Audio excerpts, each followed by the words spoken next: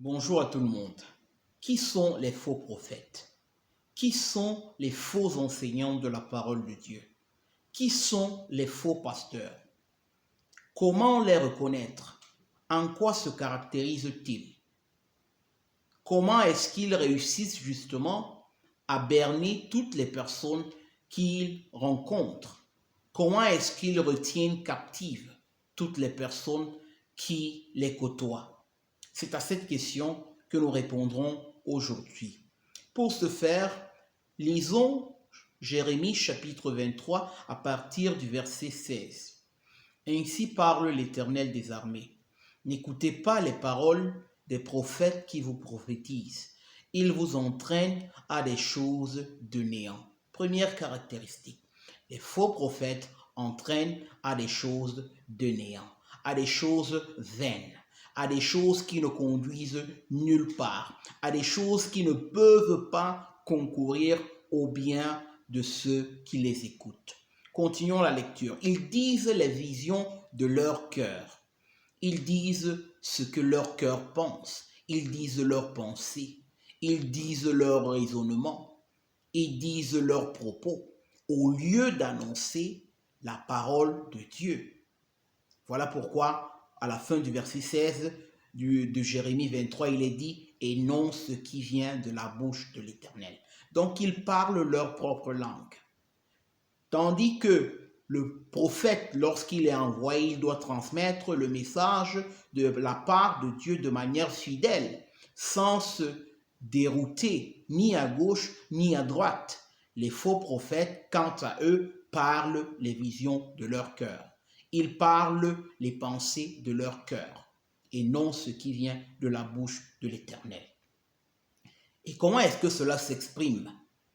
Pratiquement, au verset 17, il nous dit, ils disent, l'Éternel dit, ils disent à ceux qui me méprisent. Ces faux prophètes disent à ceux qui méprisent l'Éternel. L'Éternel a dit, vous aurez la paix. Vous voyez déjà le mensonge. Ils disent à ceux qui méprisent l'Éternel que l'Éternel a promis la paix pour eux. Comment est-ce que cela s'exprime de manière pratique? Le fait, par exemple, que nous trouvons dans des assemblées, des prédicateurs, par exemple, du succès, de la prospérité, des bénédictions de gauche à droite, mais qui ne s'arrêtent pas à prêcher la repentance, qui ne s'arrêtent pas à prêcher la sanctification, sans laquelle personne ne pourra voir l'Éternel. Donc, en quelque sorte, ils disent au peuple, continuez à vivre dans vos péchés. Rien ne vous arrivera. Le Seigneur continuera à vous bénir quand même, malgré que vous suivez les penchants de vos cœurs, malgré que vous marchez dans l'esclavage de vos péchés. Continuez, le Seigneur vous bénira quand même. Tel est le mensonge qui est proféré par ces faux prophètes, par ces faux enseignants. Au lieu d'enseigner la parole de Dieu, au lieu d'enseigner la justice de Dieu, la vérité de Dieu, ils enseignent les visions de leur propre cœur.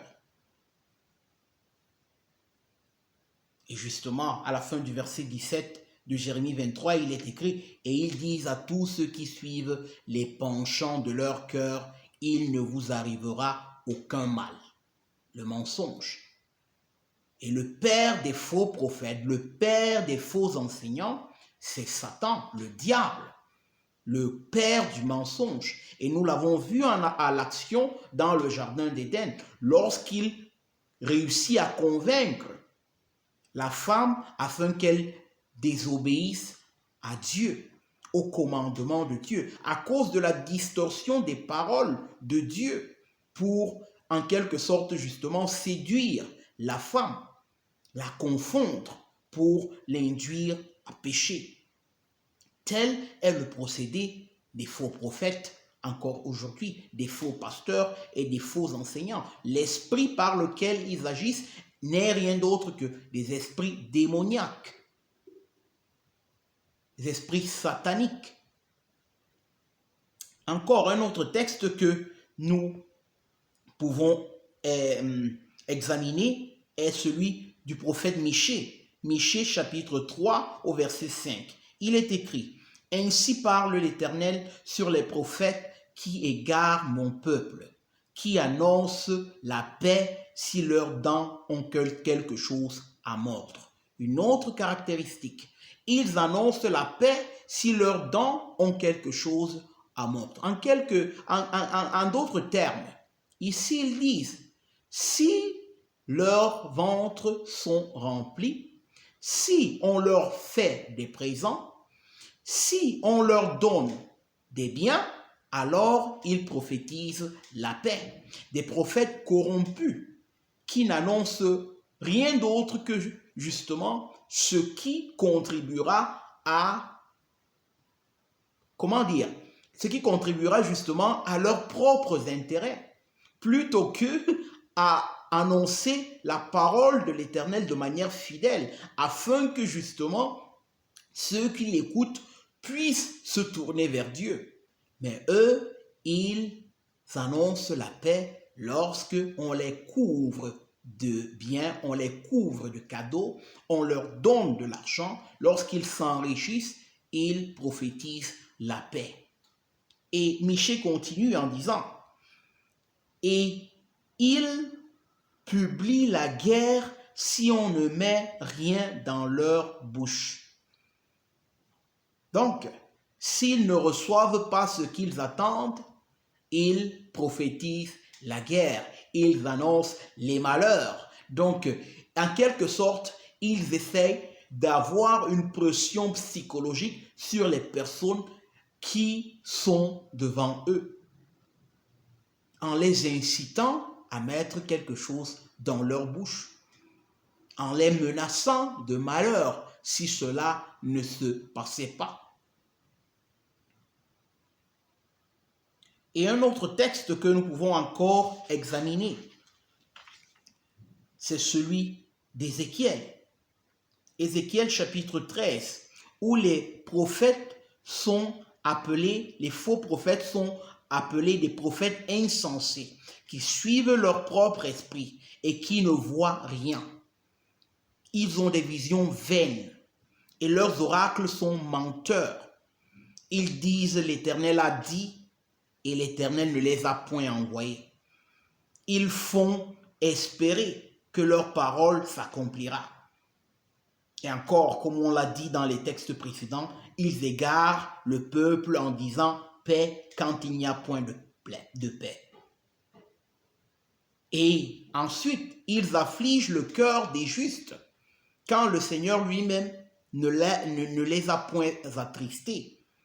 Et il fortifie les mains des méchants.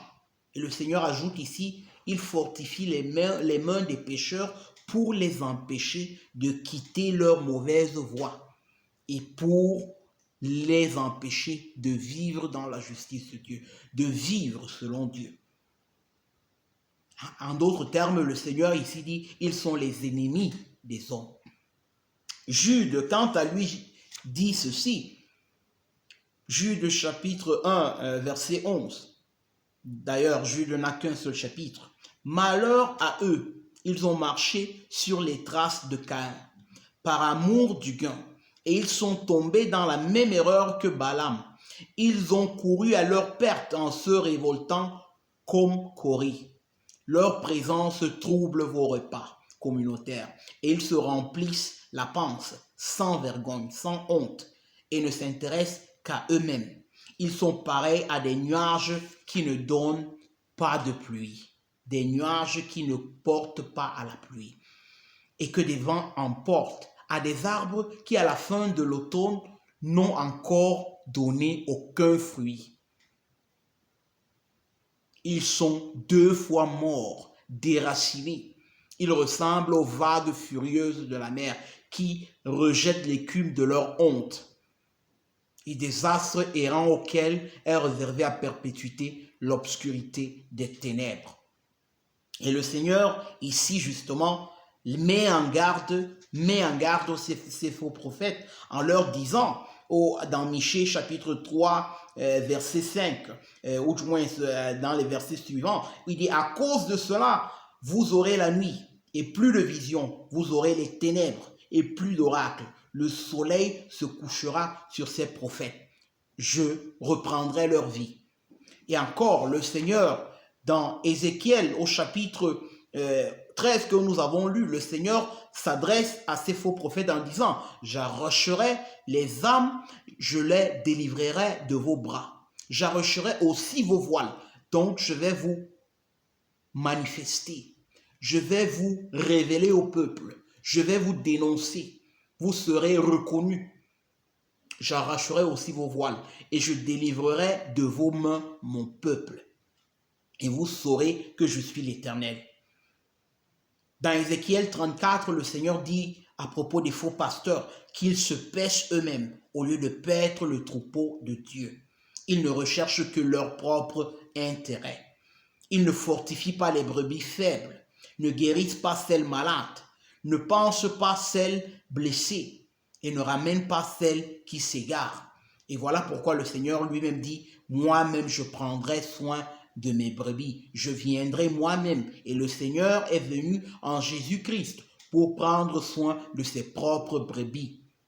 Il dit que justement, le Seigneur dit, je renforcerai, je fortifierai les faibles, je guérirai celles malades et j'irai à la recherche de celles qui sont perdues. Je les ferai paître moi-même et ils auront des beaux pâturages. Ils paîtront sur des bons pâturages. Voilà encore la mise en garde que le Seigneur adresse aux faux prophètes. Et à tous ceux d'entre nous qui écoutent encore ce message aujourd'hui. Gardons-nous des faux prophètes. Recherchons le Seigneur, recherchons sa vérité. Ouvrons par nous-mêmes la Bible pour savoir si ce qui nous est prêché provient de l'Éternel.